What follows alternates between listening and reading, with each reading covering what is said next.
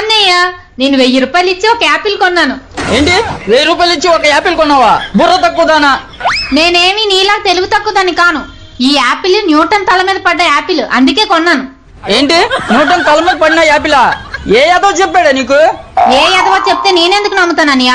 ఈ Apple అమ్మినతనే Newton కి phone చేసి ఇచ్చాడు. ఆ న్యూటనే చెప్పారు ఇది నా నెత్తి మీద పడ్డ యాపిల్ అని, అందుకే కొన్నాను.